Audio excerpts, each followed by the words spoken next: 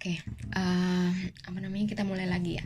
Saya mau cerita waktu hasil PCR saya yang positif itu keluar gitu di tanggal 10 hari Kamis dini hari jam 2 pagi. Gitu kan. Jam 2 pagi saya terima WA hasil PCR gitu. Dan positif. Oke. Apa sih yang saya rasakan? Oke. Jadi yang pertama kali saya rasakan adalah saya hanya ingin ngobrol sama seseorang gitu. Tapi waktu itu ada beberapa teman dekat gitu ya yang saya hubungi gitu, tapi ya mereka udah tidur lah pasti gitu loh. Jadi saya cuma nanya masih bangun nggak gitu kan, tapi nggak ada yang balas gitu. Saya juga nggak mau membangunkan ibu saya gitu kan. Jadi saya memang sengaja saya tahan itu sampai pagi gitu kan. Dan kebetulan entah kenapa sebelumnya saya juga agak sempet gelisah gitu ya, karena menunggu hasil PCR itu keluar gitu. Terus akhirnya sampai pagi saya nggak bisa tidur, tapi saya tuh nggak ngantuk, bener-bener sama sekali nggak ngantuk. Oke.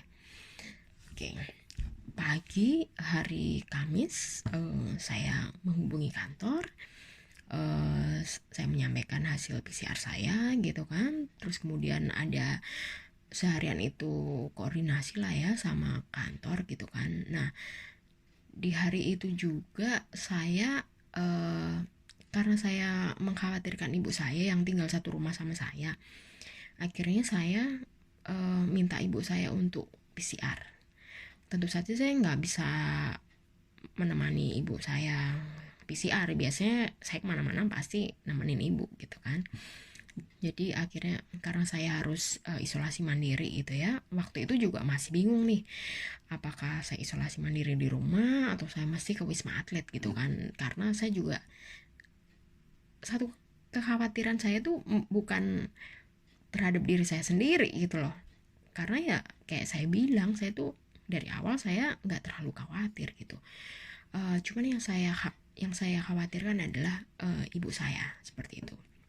Jadi akhirnya saya minta tolong lah ya sama ada driver Grab langganan saya untuk mengawal ibu, menemani ibu PCR gitu kan. Dan alhamdulillah hasil PCR ibu keluar di sekitar hari Kamis sore dan hasilnya alhamdulillah negatif. Itu adalah pertama dan satu-satunya saya momen saya menangis itu saat menerima hasil PCR ibu yang negatif, karena betapa leganya saya seperti itu kan. Ibu saya negatif gitu. Kemudian kami berdiskusi gitu ya, maksudnya apakah saya harus ke Wisma Atlet. Nah kebetulan di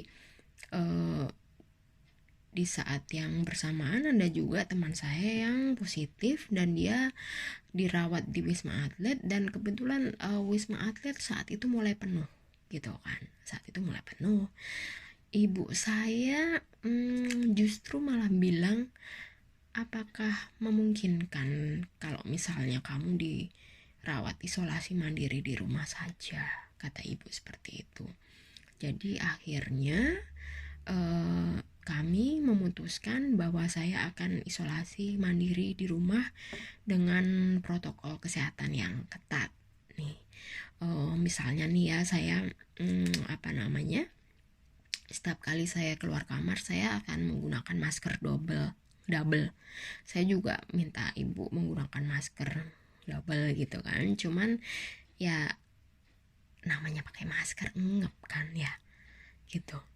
Jadi ya ibu saya kadang pakai maskernya cuman satu doang gitu kan. Hanya satu aja gitu. Terus ibu juga masih aktif gitu, masak apa segala macam. Saya juga sembari bekerja ya, saya masih kerja di rumah karena gejala saya nggak terlalu berat dan memungkinkan saya ini bekerja, kecuali kalau misalnya nih saya habis minum obat batuk, saya pasti ngantuk gitu kan. Ya udah, kalau ngantuk ya saya tidur dulu, nanti bangun lanjut lagi kerja lagi, seperti itu. Bahkan di hari-hari itu saya masih sempat bantu-bantu untuk bersih-bersih rumah gitu loh, kayak nyapu, ngepel, tak apa. Nah biasanya kalau misal saya mau nyapu atau ngepel, saya mau keluar kamar, saya pasti minta ibu masuk ke kamar dulu gitu. Nah alhamdulillahnya lagi adalah bahwa mungkin saya sudah feeling kali ya sebelumnya gitu. Jadi saat di hari-hari mungkin Sabtu Minggu ya, waktu saya masih ngerasa kayak capek-capek sumeng tadi, saya sudah mulai nggak masuk lagi ke kamarnya ibu, dan saya juga sudah mulai melarang ibu masuk ke kamar saya gitu loh. Saya biasanya masuk ke kamar ibu itu untuk ngeberesin kamar ibu gitu, nyapu kamarnya, ngepel kamarnya. Tapi semenjak saya kayak ngerasa sakit, saya nggak enak badan, saya mulai nggak masuk ke kamarnya. Jadi saya cuman nyapu ngepel ya kayak kamar saya sendiri, teras, karena kebetulan pagar kami tinggi ya, jadi nggak langsung berinteraksi sama tetangga gitu. Terus ruang tamu, ruang tengah, dapur gitu, saya masih sanggup bersih-bersih semua itu gitu. Terus juga apakah saya merasakan selain yang capek-capek tadi, saya merasakan gejala yang lain selain radang dan batuk tadi.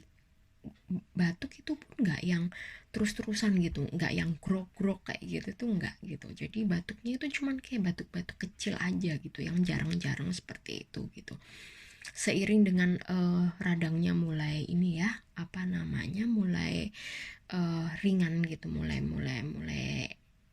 tenggorokannya mulai enakan gitu kan.